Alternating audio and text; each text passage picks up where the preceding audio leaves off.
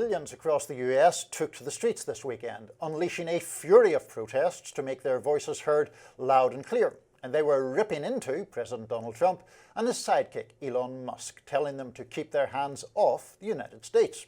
Over 1,200 demonstrations were planned by more than 150 groups across all 50 states, civil rights organizations, labor unions, LGBTQ advocates, pro-Palestine activists. They all rallied together to sound off on the Trump administration.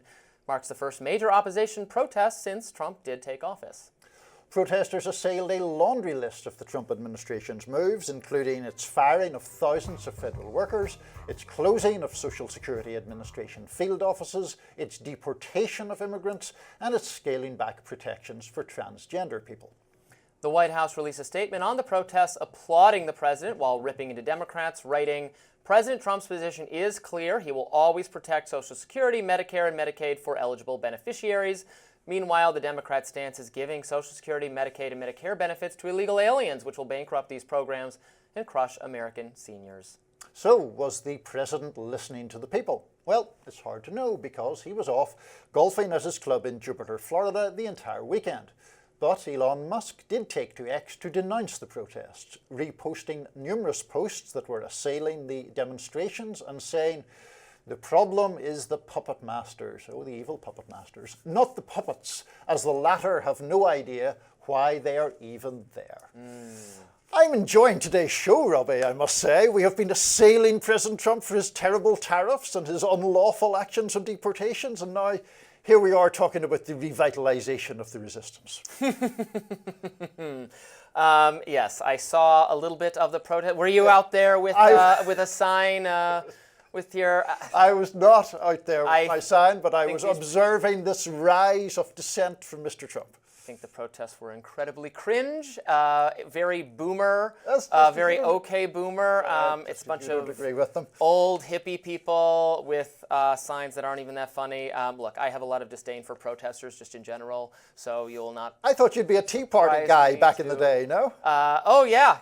There you go. Taxed enough already. Yeah. No, honestly, I always find protests a bit cringe, even if they're protests that I happen to agree with. I obviously don't agree with these protests. It is interesting that it's taken some time for actual protests to arise. There was very little protesting on election morning when Trump was elected the first time.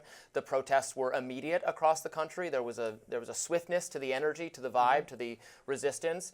Now it's taken this long, and it's almost more directed at Elon Musk than it is against Donald Trump for various reasons. But you never really want mass protesting against you, so it's not a good thing. But I don't think, we're such a polarized country. I think the Trump coalition knows that, there's a lot of people in this country that don't like them and don't like what they're doing, and we just count that there's slightly more of us who do, and so this is not going to prompt any revisiting of the course of action, I don't think. So a couple of things on the Elon Musk element. We have talked before about his unpopularity. He's less popular and more divisive than Trump.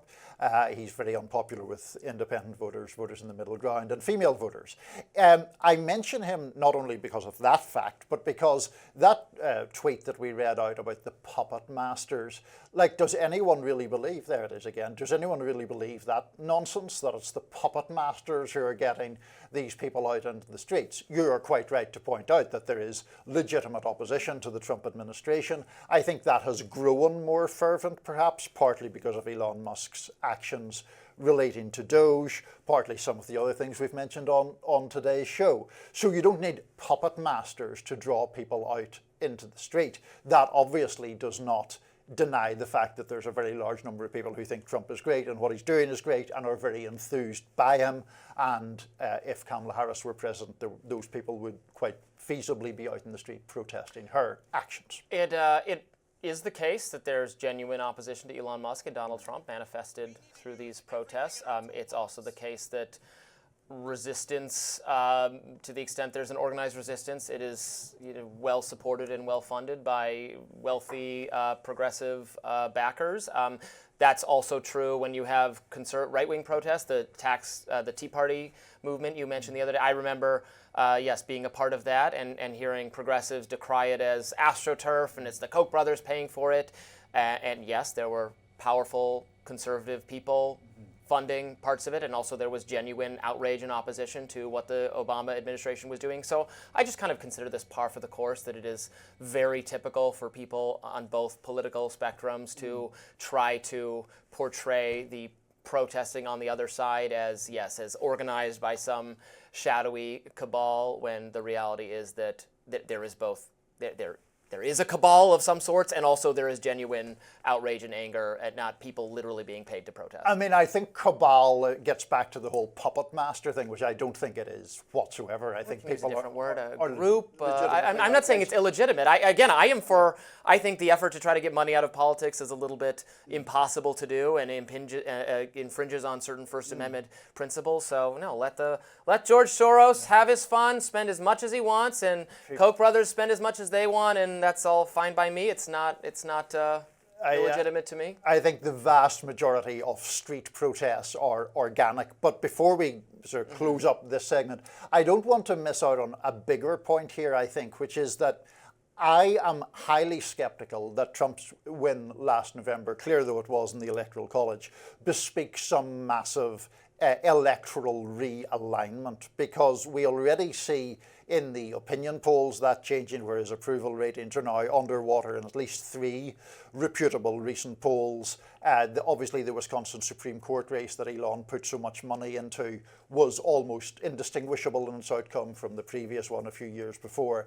This is a very narrowly divided country. That's why people are out protesting Donald Trump. I think that there are many reasons why they are doing that, and many valid reasons why they're doing that, and we'll see how it goes, particularly if his stay on. If your point is just that Republicans should not rest on their laurels, it will be, yes, the midterms will be competitive, the next presidential race will be competitive. The next presidential race, despite liberal fears to the contrary, will not involve Donald Trump being on the ballot. The coalition he's assembled has not yet, and this is a concern I know that top Republicans have, has not yet necessarily figured out a way to win when Trump himself is not on the ballot. He is the movement, and so Republicans are going to have to deal with that. Yeah, I don't think while we're kind of enduring a media vibe shift to the right, and a shift away from like woke excesses and some of those things that made Democrats particularly unpopular. If Democrats agree to shift away from those things, it will then make them more popular and more competitive. Well, and you will see competitive elections, certainly. Right, and we've also seen anti-insurgent swings for quite a long time now in American politics, where it moves quite radically from one side to the other, and then there's the pendulum swings. Incumbency used to be an advantage. I think it is now probably narrowly a disadvantage. So we will see what happens. Well, I agree on that point at least. Coming up on Rising, ever heard of kakistocracy? Don't worry, we will break down this term with special guest Richard Hanania. Stay tuned.